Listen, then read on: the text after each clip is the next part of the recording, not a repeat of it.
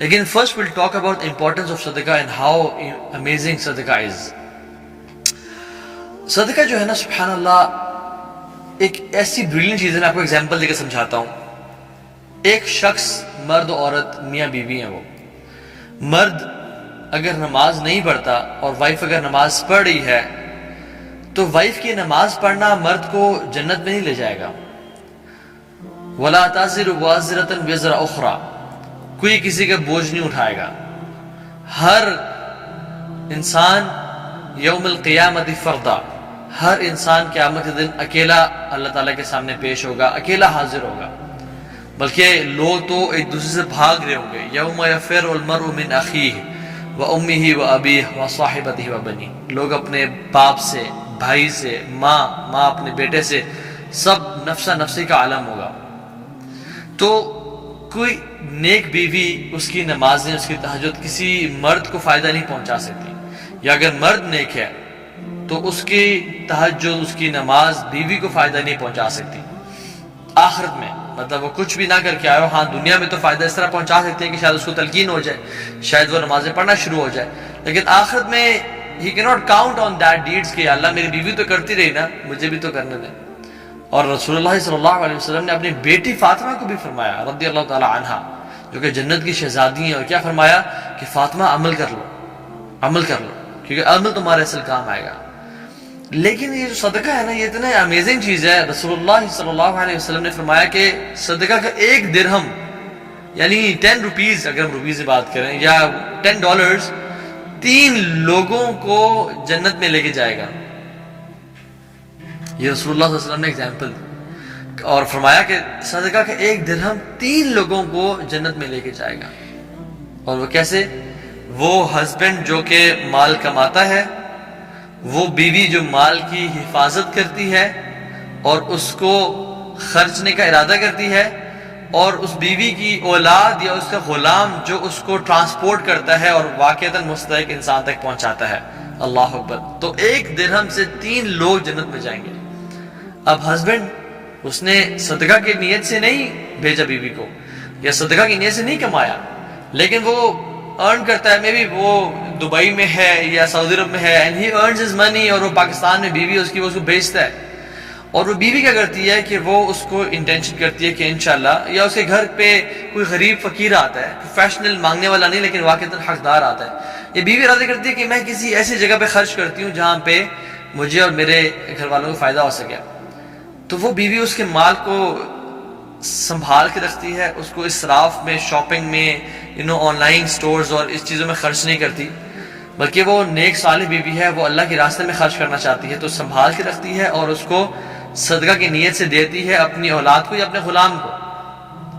اور وہ غلام جا کے, حالانکہ وہ سیلریڈ ہے, وہ اس کی کوئی انٹینشن نہیں تھی صدقہ کرنے کی, لیکن صرف دا فیکٹ دیٹ وہ ٹرانسپورٹیشن کا باعث بن رہا ہے, وہ بیوی سے وہ مال لے کے حقدار تک مال پہنچا رہا ہے, اس ایک درہم کی وجہ سے 3 لوگ اللہ سبحانہ وتعالی جنت میں داخل کریں گے. اللہ اکبر, ہاؤ امیزنگ از دیٹ. تو یہ حدیث میں کیا آتا ہے, ایک تیر جو کہ جہاد کے راستے میں استعمال ہوتا ہے, وہ 3 لوگوں کو جنت میں لے کے جائے گا. ایک وہ شخص جو بناتا ہے اس کو, جو مطلب سپانسر کرتا ہے, مینز بنا کے سپانسر کرتا ہے یا اس کو فراہم کرتا ہے, فائنانس کرتا ہے. دوسرا وہ شخص جو اسلام آباد سے جہاں پہ جہاد ہو رہا ہے وہاں تک پہنچاتا ہے.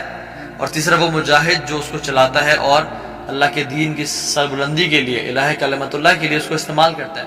تو ایک تیر کا جو صدقہ ہے یہ 3 لوگوں کو جنت میں لے کے جائے گا. اور انسان ڈرتا ہے کہ مال خرچ کرنے سے کہیں میرا مال کم نہ ہو جائے. اس انسان کے لیے رسول اللہ صلی اللہ علیہ وسلم مجھ سے اور آپ سے خطاب کر رہے ہیں.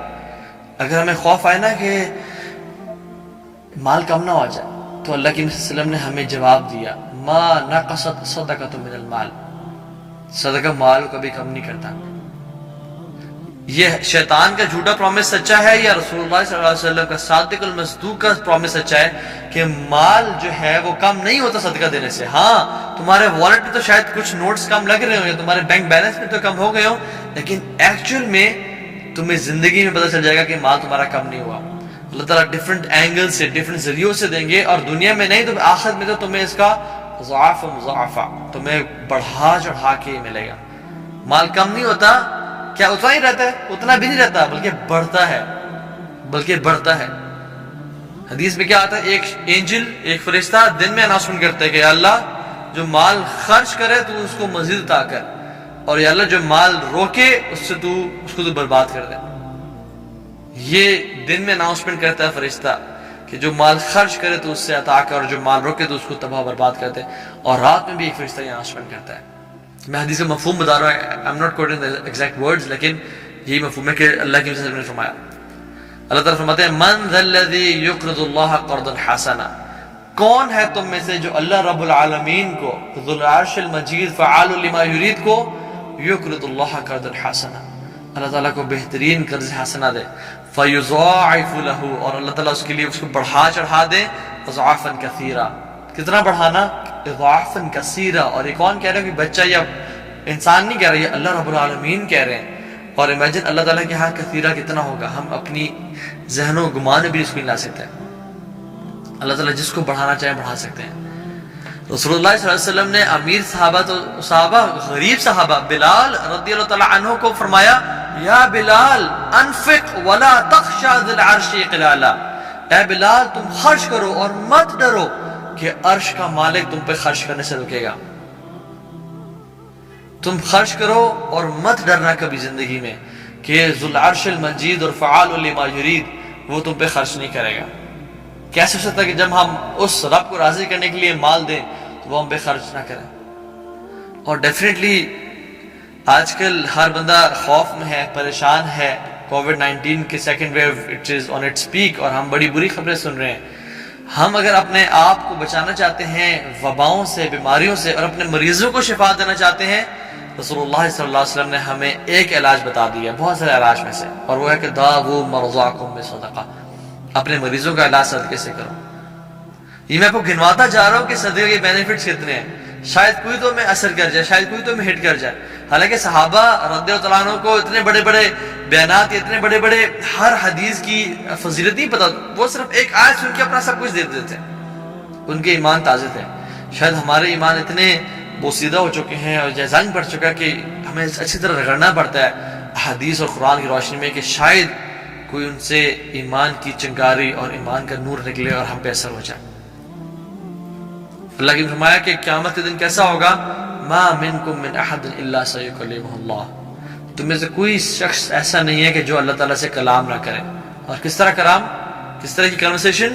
لیس بینہ و بینہ ترجمان ولا حجاب، نہ اس بندے اور اللہ کے بیچ میں کوئی ترجمان ہوگا، کوئی ٹرانسلیٹر ہوگا، ولا حجاب، اور نہ کوئی پردہ ہوگا. فینظر ایمن منہ فلا یری الا ما قدم، وہ اپنے دائیں طرف دیکھے گا، اس کو وہ نظر آئے گا جو اس نے پرانے اعمال کیے، اپنے گناہ، اپنی سیاکاریاں، اپنے اندھیرے کے گناہ، اپنی زبان کے گناہ، ہر طرح سے گناہ نظر آئیں گے. وہ اپنے بائیں طرف دیکھے گا، فینظر اشم منہ فلا یری الا ما قدم، وہ اپنے بائیں طرف دیکھے گا، اس کو ہر طرح کے گناہ نظر آئیں گے. وَيَنْظُرُ بَيْنَ يَدَيْهِ فَلَا يَرَى إِلَّا النَّارِ، وہ اپنے سامنے دیکھے گا، اس کو آگ نظر آئے گی. تو اللہ کی نے اس حالت میں رہنے سے اور اپنے آپ کو بچانے میں ایک ٹرک بتائی. جب تم اس حالت میں ہوگے تو تمہیں کیا چیز بینیفٹ پہنچائے گی؟ فَاتَّقُوا النَّارَ وَلَوْ بِالشِّقِّ تَمْرَةٍ، اپنے آپ کو اے لوگو آگ سے بچاؤ، وَلَوْ بِالشِّقِّ تَمْرَةٍ، چاہے آدھی کھجور دے کے کیوں نہیں.